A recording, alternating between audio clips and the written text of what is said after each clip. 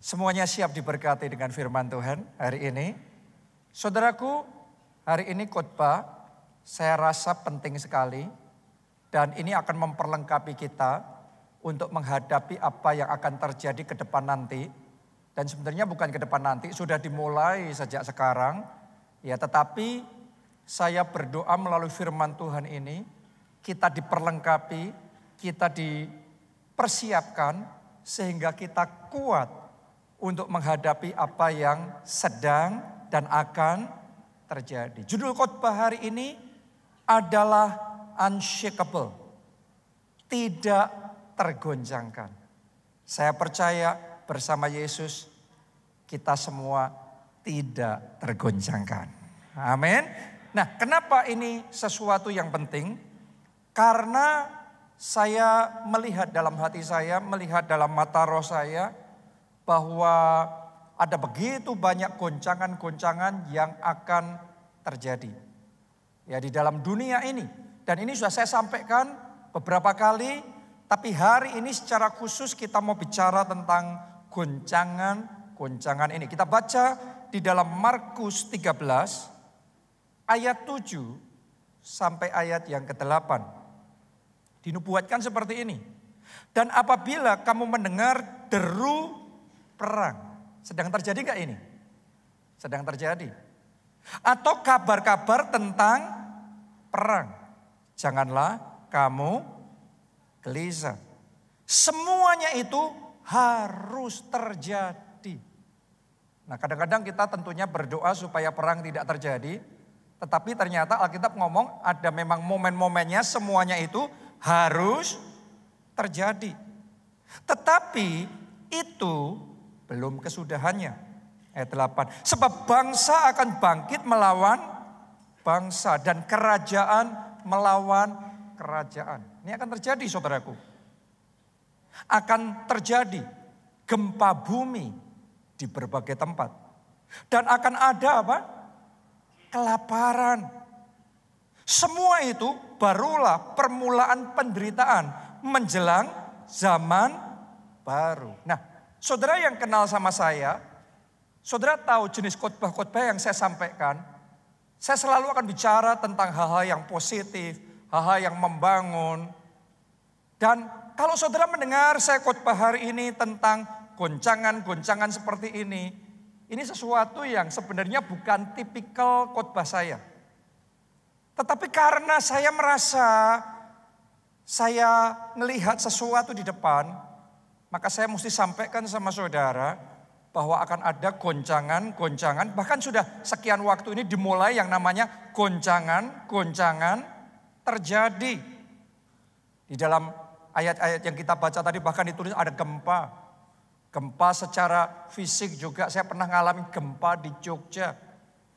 Bukan cuma itu saja, tetapi di berita-berita di surat kabar terus-menerus memberitakan secara berkala tentang kemungkinan megatrust, goncangan mahadahsyat yang akan terjadi di Pulau Jawa atau di Indonesia ini. Ya, dan itu dari badan-badan yang resmi, yang terpercaya juga. Ya, dan itu sudah dinubuatkan di dalam Alkitab juga. Bukan cuma gempa seperti itu saja secara fisik, tetapi juga gempa di berbagai sektor kehidupan. Sekian tahun yang lalu baru aja manusia, kita semua di seluruh dunia mengalami yang namanya gempa, pandemi COVID-19. Dan itu menggoncang begitu banyak hal. Terjadi juga gempa secara ekonomi, gempa secara sosial, dan perang di berbagai negara. Bahkan di level pribadi hidup kita masing-masing pun ada berapa banyak dari kita yang juga sedang menghadapi gempa-gempa yang mengerikan. Ya, saya ketemu sama orang yang tiba-tiba gak ada apa-apa, cuma mual-mual dikit, tadinya semuanya baik-baik, sehat semuanya. Tapi ke dokter tiba-tiba diberitahu ada CA, ada kanker. Dan itu jadi kayak gempa yang dahsyat yang menggoncang hati, menggoncang sendi-sendi di dalam kehidupan kita, kayak dunia kita runtuh. Ada juga orang-orang yang sedang menghadapi gempa secara keuangannya dimulai dari sedikit kesulitan, tapi cari jalan gampang, ambil dipinjol, tidak nyangka akhirnya akan terjerat sedemikian rupa dan akhirnya mengalami kesulitan yang sangat besar dan dipermalukan dan diancam dan mengalami banyak hal yang tidak mudah dan itu menggoncang hidupnya, menggoncang keluarganya secara luar biasa. Saya nggak tahu apakah Anda sedang mengalami, ada di antara saudara yang mungkin sedang menghadapi hal yang sama seperti itu. Ada sebagian lagi yang menghadapi gempa di dalam pernikahannya, gempa goncangan di dalam keluarganya.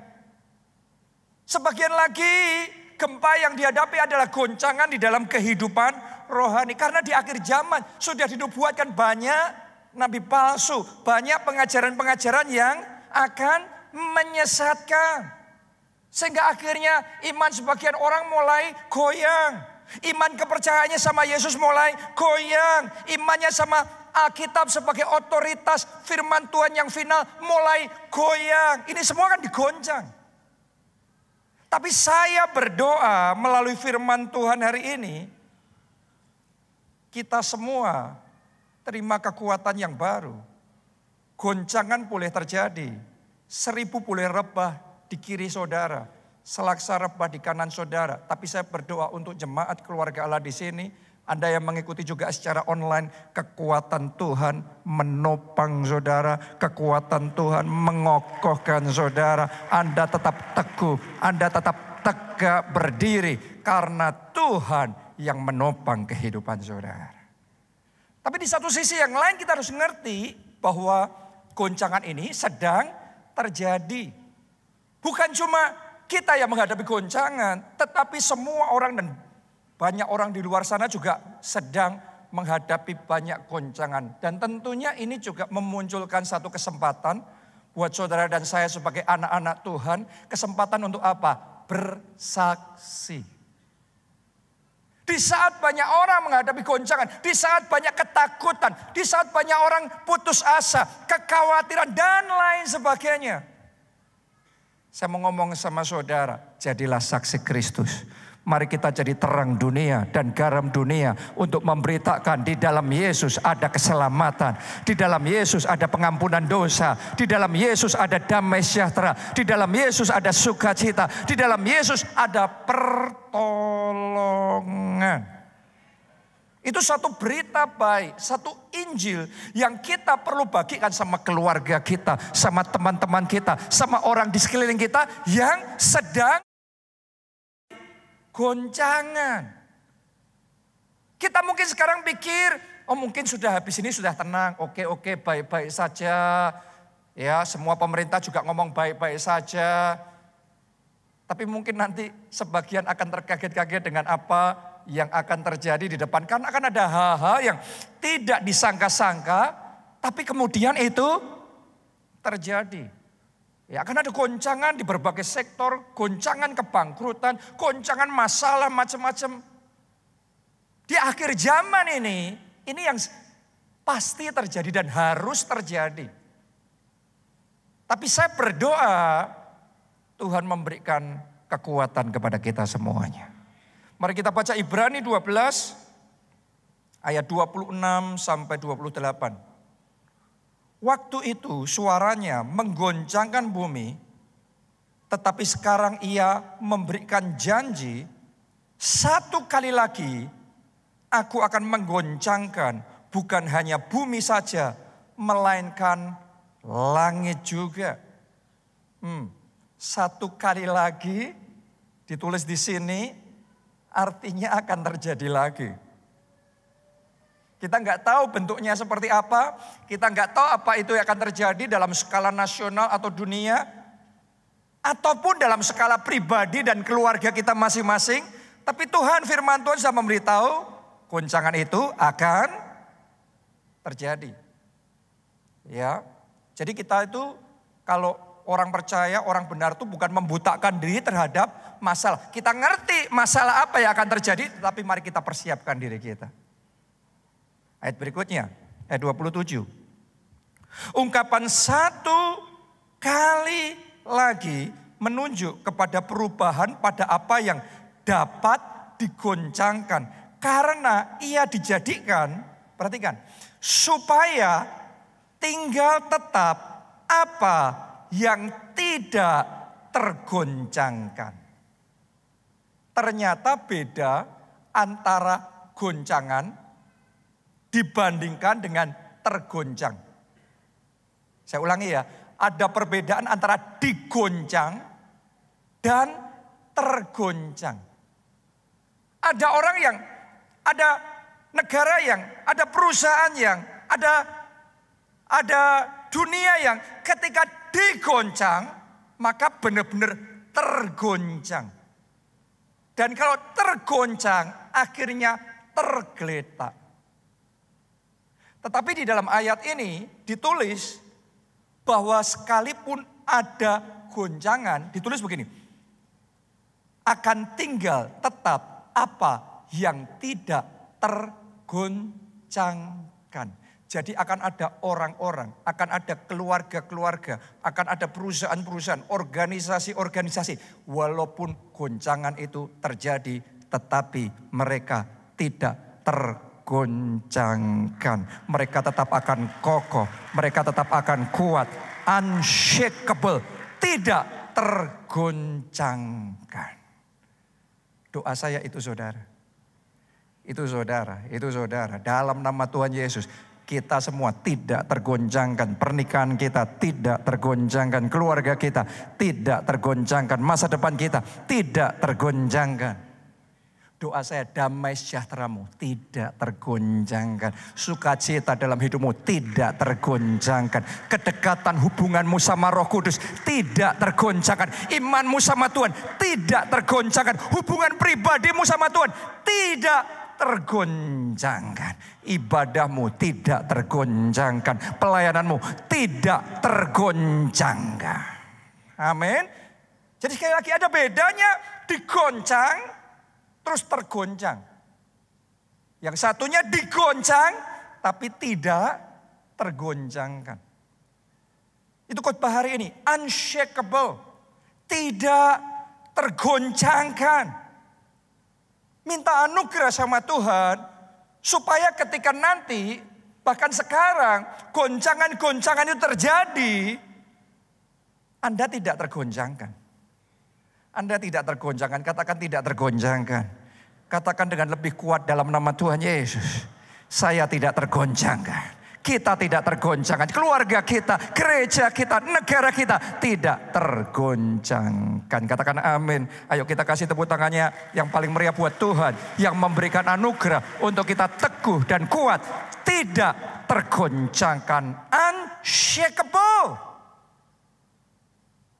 Ayat 28. Jadi karena kita menerima kerajaan yang tidak tergoncangkan, marilah kita mengucap syukur dan beribadah kepada Allah menurut cara yang berkenan kepadanya dengan hormat dan takut. Ternyata kita tidak tergoncangkan bukan tanpa alasan. Kita tidak tergoncangkan karena kita berada di dalam kerajaan yang tidak tergoncangkan. Dan satu-satunya yang tidak tergoncangkan. Anda bisa melihat pemerintah-pemerintah dunia bisa digoncangkan. Penguasa-penguasa, pejabat-pejabat sekuat apapun bisa tergoncangkan. Benar apa tidak? Tapi hanya ada satu yang tidak tergoncangkan, yang everlasting, melalui apapun, up and down, seperti apapun, krisis seperti apapun, goncangan apapun, tetap unshakable, tidak tergoncangkan. Itulah kerajaan Allah yang tidak tergoncangkan. Dan kalau saudara dan saya ada di dalam kerajaan Allah, kalau kita hidup di dalam kerajaan Allah, kalau kita mengerjakan values, nilai-nilai, prinsip-prinsip kebenaran kerajaan Allah, maka hidup kita pun tidak tergoncangkan. Karena itu bangun hidupmu dengan firman kebenaran dari kerajaan Allah. Bangun keluarga saudara dengan prinsip-prinsip keluarga kerajaan Allah. Bangun bisnis saudara, keuangan saudara. Di luar sana ada banyak jurus-jurus silat.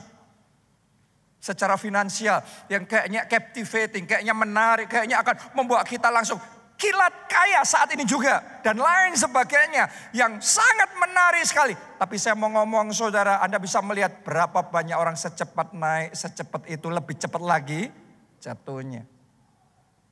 Ayo bangun hidup saudara. Bersama dengan Tuhan, bersama dengan Allah, bersama dengan kerajaan Allah.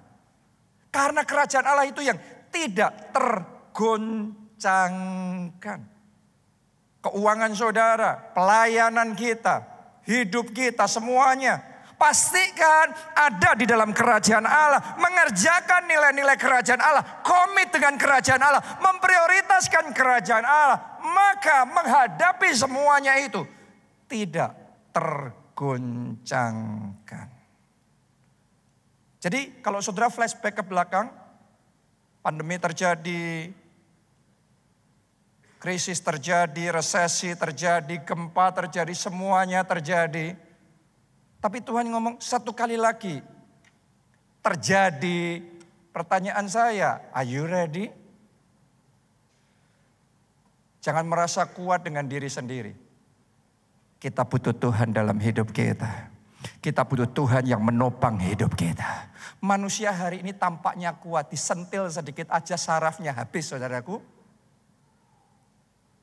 Tapi di dalam Tuhan, di dalam lindungan Tuhan kita aman. Di dalam penjagaan yang maha kuasa kita tenang, kita kuat. Amin. Ayo kita baca satu kisah yang menarik yang pernah kita baca dan sering kita baca. Tapi hari ini saya ingin kita melihat dari angle yang berbeda. Kisah Para Rasul 16 mulai ayat yang ke-23. Setelah mereka berkali-kali didera, mereka dilemparkan ke dalam penjara. Kepala penjara diperintahkan untuk menjaga mereka dengan sungguh-sungguh. Sesuai dengan perintah itu, kepala penjara memasukkan mereka ke ruang penjara yang paling tengah dan membelenggu kaki mereka dalam pasungan yang kuat. Nah, Anda mesti ngerti, berarti kalau hari ini kisah ini kita baca biasanya dari sisi Paulus ya, tapi kita baca ini dari sisi perwira yang di dalam penjara itu, kepala penjara itu, berarti dia sudah melakukan tugasnya dengan benar apa tidak? Ini profesional nih, sudah ngerjakan tugasnya dengan baik nih, dengan benar nih. Ayat 25. Tetapi kira-kira tengah malam Paulus dan Silas berdoa dan menyanyikan puji-pujian kepada Allah. Dan orang-orang hukuman lain mendengarkan mereka. Ayat 26. Akan tetapi terjadilah gempa bumi yang hebat. Sehingga sendi-sendi penjara itu goyah. Dan seketika itu juga terbukalah semua pintu dan terlepaslah belenggu mereka semua. Saya mau ngomong sama saudara, ketika gempa yang dari Tuhan itu terjadi, buat Paulus dan Silas itu suatu kelepasan, itu satu kemerdekaan. Tetapi buat kepala penjara, itu hal yang lain. Kadang-kadang satu kemenangan, satu berita buat yang satu orang kabar baik, tapi buat satu orang kabar yang mengerikan. Coba Anda lihat ayat berikutnya, ayat 27. Ketika kepala penjara itu terjaga dari tidurnya dan melihat pintu-pintu penjara terbuka, ia menghunus pedangnya hendak membunuh diri. Karena ia menyangka bahwa orang-orang hukuman itu telah melarikan diri. Artinya gempa dan goncangan yang terjadi pada waktu itu meluluhlantakan semua yang ada di dalam kehidupannya. Karena nyawanya yang dipertaruhkan di situ. Kalau Paulus, Silas dan para tahanan itu lepas, dia yang pasti dihukum mati. Dan dipermalukan dan lain sebagainya. Karena itu dia siap-siap mau bunuh diri. Padahal secara profesional dia sudah lakukan tugasnya dengan benar. Dia kerjakan semuanya dengan rapi, dengan teratur. Dia tata hidupnya dengan benar. Kadang-kadang dalam hidup kita juga sama. Kita berusaha menata semuanya dengan baik. Menata keluarga kita dengan baik. Tapi unexpectedly, tidak diduga-duga, tidak disangka-sangka, things happen. Terjadi sesuatu, goncang pernikahan itu. Goncang keluarga itu. Mungkin ada di antara saudara yang secara pekerjaan, secara bisnis Anda bukan orang yang sembrono. Ada yang mengerjakannya sudah dengan benar, dengan ketekunan, dengan konsistensi, dengan keuletan. Semuanya yang Anda tahu harus dikerjakan. Anda sudah lakukan semaksimal mungkin dengan bertanggung jawab. Tapi selalu akan ada faktor X. Betul apa tidak? Dan kadang-kadang tidak disangka-sangka, wow, dan akhirnya saat ini keadaan saudara seperti telur di ujung tanduk. Kayak kepala penjara ini. Ini sudah mau habis nih. Dia mikir nih kiamat nih, habis nih, mati aku. Mungkin itu yang engkau katakan hari-hari, habis ini bisnisku, habis ini usahaku, semuanya aku bangun. Sekian belas tahun, sekian puluh tahun ini, habis lenyap semuanya. Sampai-sampai kepala penjara itu berpikir mau mengakhiri hidupnya hari itu. Ada berapa banyak orang yang berpikir mau mengakhiri pernikahannya, mengakhiri keluarganya, mengakhiri perjuangannya, mengakhiri visinya. Sebagian lagi seperti kepala penjara ini berpikir mengakhiri dirinya sendiri. Karena nggak kuat menghadapi goncangan yang sedang terjadi. Mungkin sebagian dari saudara bukan satu goncangan, tapi goncangan semuanya beruntun dan terjadi bersama-sama. Dan sampai di satu titik Anda berpikir itu beyond limit. Bukan seperti kayak UC kemarin beyond limit yang baik. Ini problem beyond limit. Ini burden beyond limit. Ini beban beyond limit. Melampaui batas kekuatanmu sehingga akhirnya engkau dalam tahap yang sudah menyerah. Mungkin bukan mau bunuh diri tapi sudah apatis dengan hidup ini. Apatis dengan yang namanya firman Allah. Apatis dikotbahin seperti apatis didorong untuk bangkit dan mencoba dan maju lagi. Sudah kayak sudah percuma semuanya lah. Seperti kepala penjara itu sudah kayak habis deh, habis nih, habis semuanya. Kita baca ayat berikutnya, ayat 30. Ia mengantar mereka keluar sambil berkata, Tuan, Tuan, apakah yang harus aku perbuat supaya aku selamat? Ini pertanyaan kita. Ketika goncangan itu terjadi, apa yang harus aku perbuat supaya aku selamat? Saya berdoa saudara termasuk yang selamat, keluargamu selamat, masa depanmu selamat, bisnismu selamat, karirmu selamat, kehidupan rohanimu selamat, semua dalam kehidupanmu selamat. Pertanyaannya supaya selamat, tidak ikut tergoncangkan ketika goncangan terjadi, kita bisa unshakable. Pertanyaannya tadi apa? Kepala penjara itu, apa yang harus aku lakukan? Jawabannya ada di ayat 31. Jawab mereka. Apa? Jawab mereka. Baca dengan keras, apa jawab mereka? Percayalah kepada Tuhan Yesus Kristus dan engkau akan selamat. Bukan cuma engkau, tapi engkau dan seisi rumahmu. Semua yang ada dalam hidup saudara selamat. Karena itu percaya. Percaya. Tahukah saudara, percaya adalah rahasia di dalam kerajaan Allah. Misteri di dalam kerajaan Allah. Percaya, iman itu bukan mitos. Iman itu misteri. Iman itu rahasia kerajaan Allah. Iman itu punya kuasa yang nyata untuk memanifestasikan kuasa Allah yang nyata. Sehingga saudara dan saya bisa mengalami mujizat yang nyata. Dimulai dari percaya. Ada banyak hal dalam hidup kita ini kita nggak bisa ngerti sekarang, tetapi kita yakin dulu, percaya dulu, pasti jadi, bisa jadi, dan itu terjadi. Ada berapa banyak dari saudara yang secara manusia harusnya Anda nggak bisa, harusnya nggak mungkin. You start from zero, Anda mulai dari nol, Anda nggak punya modal, Anda nggak punya koneksi. Tapi somehow you believe, Anda percaya bisa.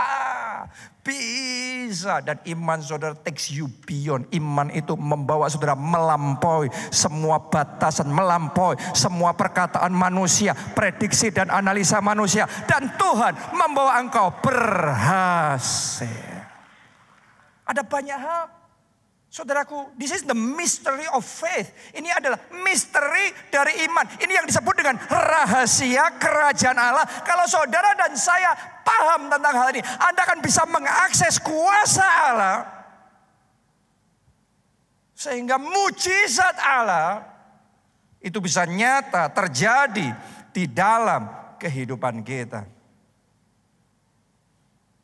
Karena itu hari ini apapun yang sedang Anda alami, apapun yang sedang terjadi dalam hidup saudara, goncangan apapun itu, saya mau ngomong begini, belajar percaya keluargamu masih bisa dipulihkan. Percaya masih ada harapan buat saudara. Percayalah ada pertolongan yang daripada Tuhan. Percayalah jalan-jalan pintu di dalam hidup saudara bisa dibukakan. Walaupun secara manusia engkau sudah habis, tapi Tuhan sanggup turut campur. Tuhan sanggup menolong saudara. Tuhan sanggup memberikan kesempatan berikutnya dalam hidup saudara sehingga engkau bangkit kembali. Percaya Anda disembuhkan oleh Tuhan. Percaya sakit penyakit saudara sembuh oleh bilur-bilurnya. Sakit penyakit kita disembuhkan. Percaya di dalam nama Tuhan Yesus. Dan saudara akan melihat ada kuasa yang bekerja di dalam kehidupan saudara. Tapi pertanyaannya, kenapa banyak orang percaya tapi tidak melihat manifestasi? Percaya, tapi tanpa kuasa. Saya mau ngomong sama saudara, iman itu, percaya itu, mesti menyala. Baru Anda akan melihat manifestasi itu terjadi.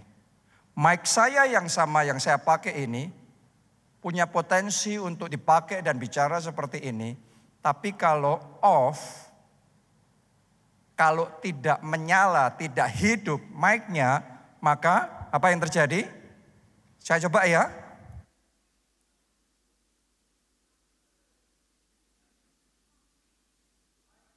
Mic yang sama, tidak ada manifestasi. Iman yang sama, kalau imannya itu apatis, imannya itu flat, imannya itu ya gitu. Iman yang flat seperti itu tidak akan melihat manifestasi. Iman itu harus menyala. Iman itu harus hidup. Iman itu harus timbul. Oh, hari ini saya berdoa oleh kuasa firman Allah. Imanmu timbul. Imanmu bangkit. Imanmu hidup. Imanmu berkobar. Imanmu menyala. Karena iman yang menyala itu yang menarik kuasa Allah bekerja. Dan itu iman yang akan memanifestasikan mujizat terjadi. Jadi bukan sekedar kayak tahu. Oh ya ada kuasa di dalam Tuhan, ada pertolongan di dalam Tuhan. Tapi flat, no. Anda dengar firman Tuhan, Anda baca Alkitab, Anda dengar khotbah firman Allah seperti ini. Tapi flat, hati yang flat seperti itu, imannya belum timbul, imannya belum hidup. Karena itu belum ada manifestasi yang akan terjadi. Anda baca Alkitab dan ayat-ayat itu tidak punya meaning buat saudara. Tidak menarik buat saudara.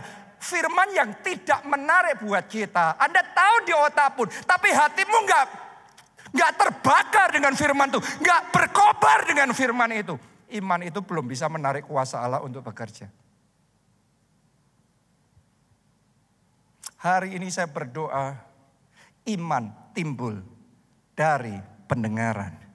Dan pendengaran oleh firman Tuhan. Saya berdoa hati saudara di tempat ini terbuka lebar oleh firman Allah. Setiap berita kebenaran yang disampaikan oleh firman Allah, Anda tangkap dengan segenap hati. Anda percaya dengan sungguh-sungguh, itu yang akan menimbulkan iman. Kalau di hati saudara ada sesuatu yang timbul, ada iman yang timbul, ada iman yang menyala, ada iman yang berkobar. Iman yang seperti itu, iman yang hidup, iman yang akan menarik kuasa Allah, iman yang akan membuat yang tidak ada jadi ada.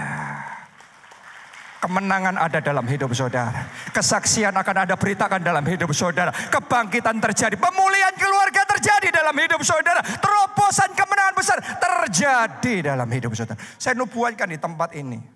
Akan ada seseorang yang bisnisnya, keuangannya ngalami 100 kali ganda. Pelipat gandaan terjadi dalam hidup saudara. Buat orang secara manusia, kalau bisnis naik 20%, 30% itu sudah amazing. Tapi hari itu, Ishak tahun itu dia menabur dan menuai 100 kali ganda. Akan ada seseorang di tempat ini, apa yang Tuhan kerjakan buat Ishak. Terjadilah, terimalah itu dalam hidup saudara. Doa saya ketika itu diberitakan, ada sesuatu di hatimu yang timbul, ada sesuatu di hatimu yang nyaut, yang menyala, yang berkobar, yang hidup, iman yang kayak gitu, yang akan menarik kuasa Allah bekerja. Kalau hati kita nggak terbuka, hati kita flat. Firmannya sama, mic-nya sama, tapi nothing. Ini harus on dulu. Spirit ini harus on dulu. Dan caranya on gimana? Tadi itu caranya menimbulkan, menghidupkan gimana? Iman timbul dari pendengaran dan pendengaran firman Allah. Mulai hari ini setiap khotbah-khotbah yang disampaikan, diberitakan sama saudara di tempat ini.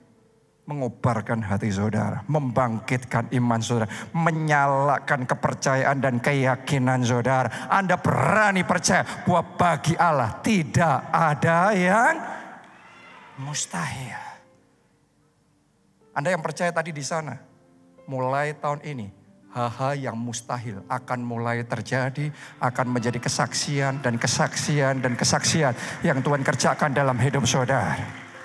Terima kesembuhan ilahi terjadi dalam hidup saudara. Terima kesembuhan ilahi terjadi dalam hidup saudara. Amin.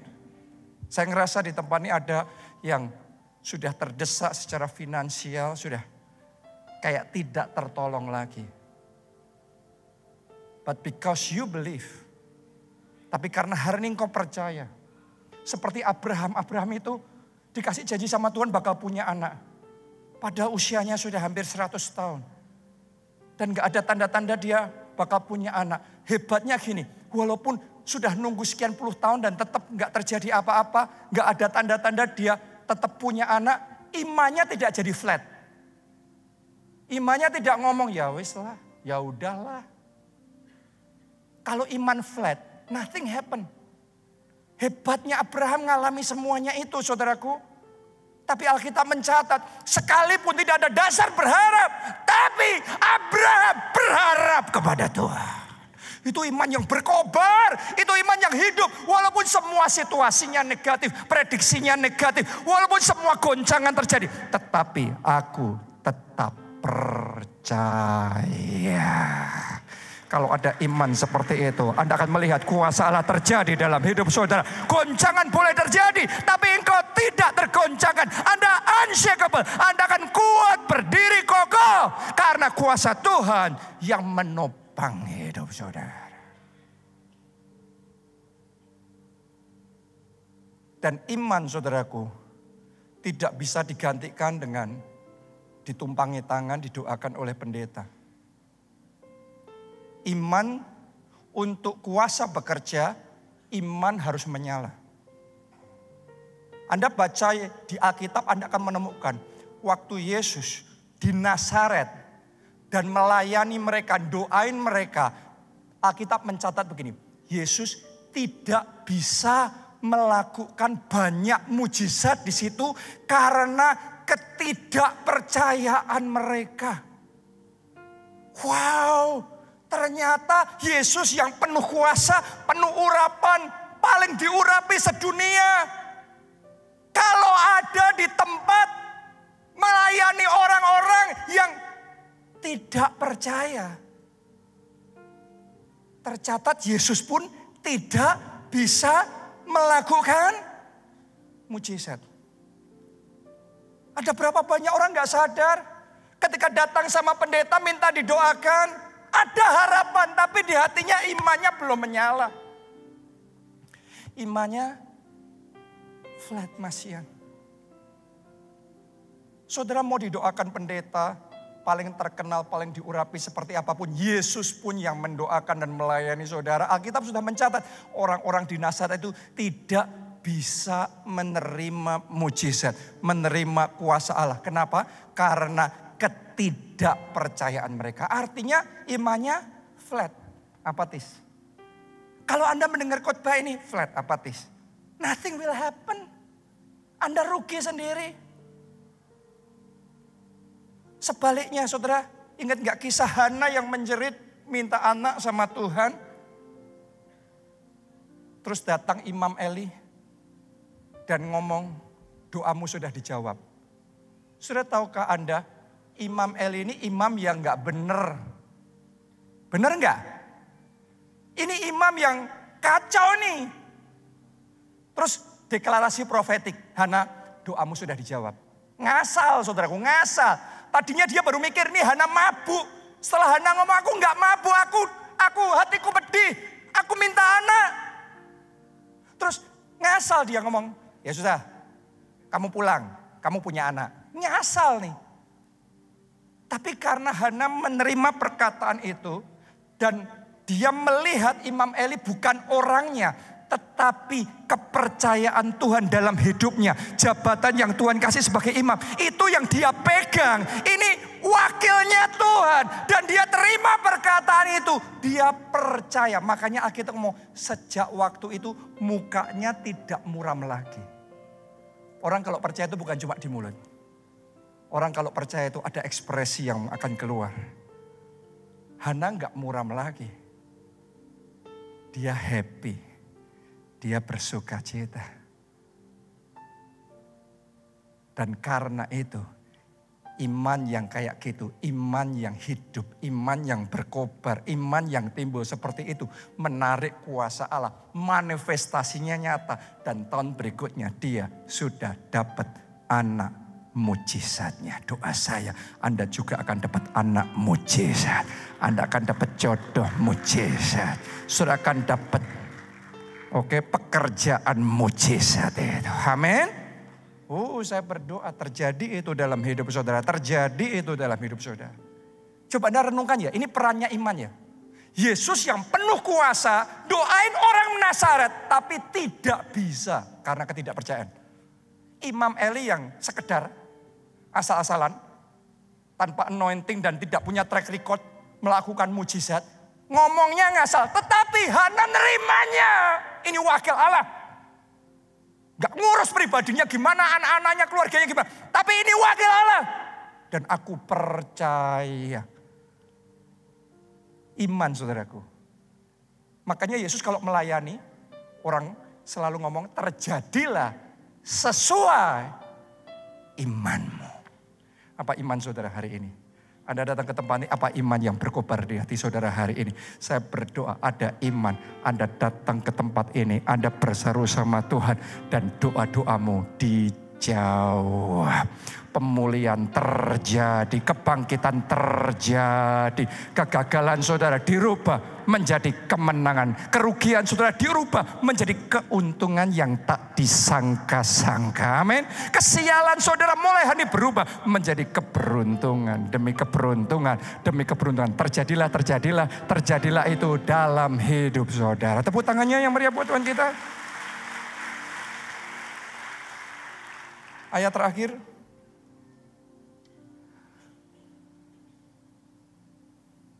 Ayat 32 dan 33. Lalu mereka memberitakan firman Tuhan kepadanya dan kepada semua orang yang ada di rumahnya. Pada jam itu juga kepala penjara itu membawa mereka membasuh bilur mereka. Seketika itu juga ia dan keluarganya memberi diri dibaptis. Jadi ternyata kepala penjara itu percaya dan hari itu dibaptis. Tahukah saudara, baptisan air itu artinya totally surrender to God. Berserah sepenuhnya sama Tuhan. Makanya di gereja kita kalau kita dibaptis, Anda ditenggelamkan. Karena baptiso itu artinya ditenggelamkan sepenuhnya. Terus kemudian diangkat. Ini bicara tentang penyerahan hidup sepenuhnya sama Tuhan. Sama kerajaan Allah. Karena itu kerajaan yang tidak tergoncangkan. Hari ini saya ajak saudara, satu percaya. Yang kedua, surrender your life, total, sepenuhnya sama Tuhan. Jangan separuh-separuh. Kalau percaya sama Tuhan, percayanya all out. Saya tantang saudara juga yang sudah percaya sama Yesus, tapi belum dibaptis. Saudara daftarkan diri. Ayo saudara dibaptis air. Itu akan mensil, memeteraikan iman saudara. Berserah penuh, komitmen penuh sama Yesus. Dan saya percaya Anda akan melihat manifestasi kuasa Allah terjadi dalam hidup saudara. Siapa yang mau percaya di tempat ini? Mari bangkit berdiri bersama-sama. Kita nyanyikan lagu ini. Pertolonganku datang darimu, pengharapanku hanya padamu. Ku takkan goyah, ku takkan getar, sebab Kau gunung batuku. Kita angkat dua tangan kita. Pertolonganku datang darimu, pengharapanku hanya padamu. Ku takkan goyah, ku takkan gentar, sebab Kau gunung batu. Sekali lagi, segenap suara katakan. Pertolonganku datang darimu, pengharapanku hanya padamu. Ku takkan goyah, ku takkan gentar, sebab Kau gunung batu, kota benteng keselamatanku. Kita akan masuk dalam perjamuan kudus. Silahkan siapkan roti dan anggur yang sudah Anda terima. Kalau ada yang belum, boleh lambaikan tangan. Petugas akan datang dan membantu saudara. Anda yang di rumah, ngikutin secara online dari manapun, Anda bisa bergabung dalam perjamuan kudus ini. Siapkan roti, siapkan anggur. Kita akan pakai sebagai sarana untuk mengikuti perjamuan kudus. Anggur bisa Anda ganti dengan sirup atau teh. Pada intinya sarana yang layak yang kita ikuti perjamuan kudus dengan sikap hormat dan percaya kepada Tuhan.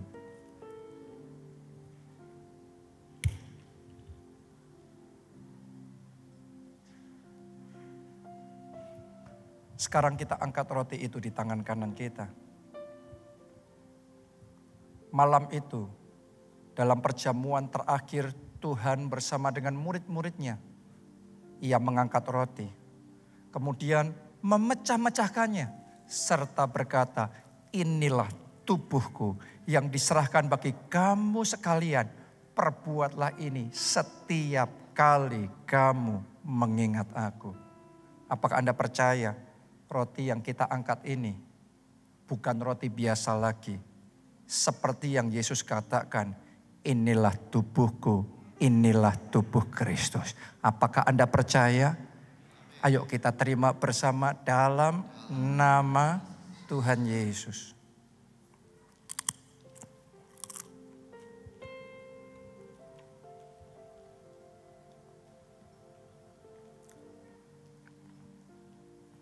Sekarang kita angkat cawan yang berisi anggur itu di tangan kanan kita. Demikian pula Tuhan mengangkat cawan itu. Kemudian ia berkata, inilah darahku, darah perjanjian baru. Perbuatlah ini setiap kali kamu mengingat aku. Apakah Anda percaya bahwa yang kita sedang lakukan saat ini adalah masuk di dalam persekutuan dengan darah Kristus. Sehingga kita menunggal dengan Kristus. Apakah Anda percaya darah Kristus berkuasa? Darah Kristus sanggup menghapuskan dosa kita dan menggantinya dengan kebenaran Kristus. Anda dibenarkan karena darah Kristus, kita disucikan, kita dikuduskan. Apakah Anda percaya bahwa darah Kristus berkuasa untuk mematahkan segala macam kutuk dan menggantinya dengan berkat dalam hidup kita? Apakah Anda juga percaya bahwa darah Kristus berkuasa menyembuhkan sakit penyakit saudara, sehingga oleh bilur-bilurnya sakit penyakit kita disembuhkan? Anda yang percaya ada kuasa di dalam darah Kristus itu, mari dengan iman kita terima bersama-sama dalam nama Tuhan Yesus.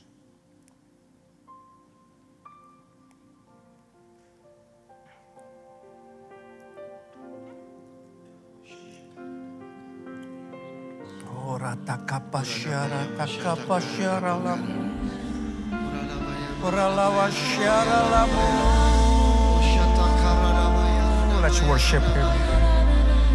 Sembah Yesus. Sembah Dia. Haleluya. Ora lama syara lamu.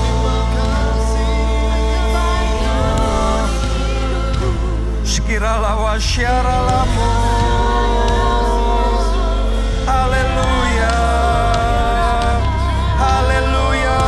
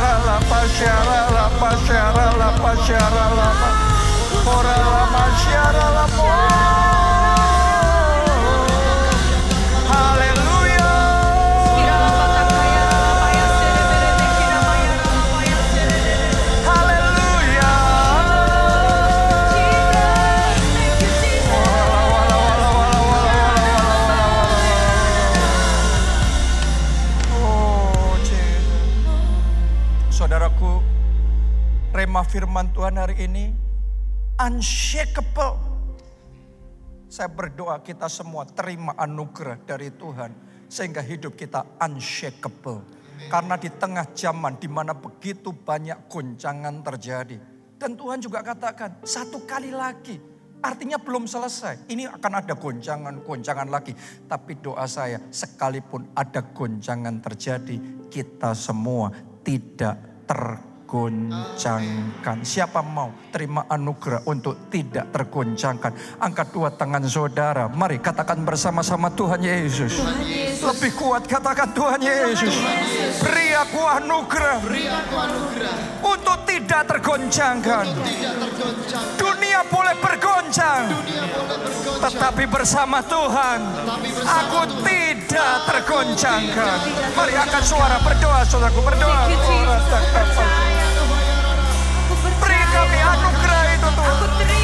Untuk tidak tergoncangkan.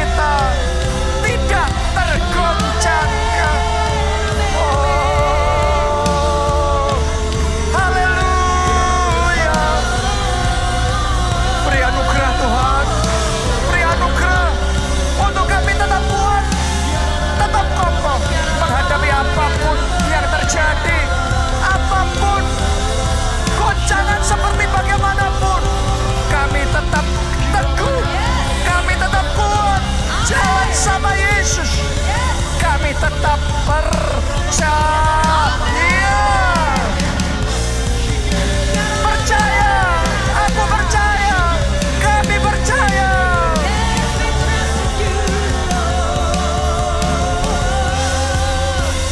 Pertolonganku datang darimu, pengharapanku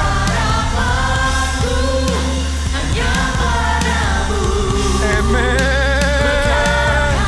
Kami percaya, ku tak akan gentar, sebab kau gunung batuku. Sekarang jemaat saja, jemaat sendiri. Pertolongan.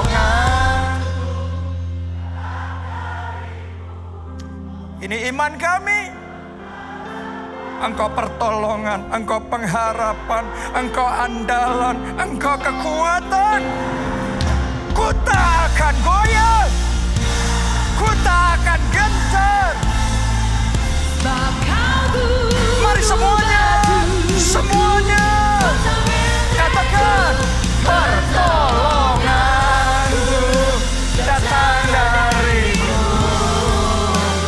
pengharapanku hanya padamu. Haleluya.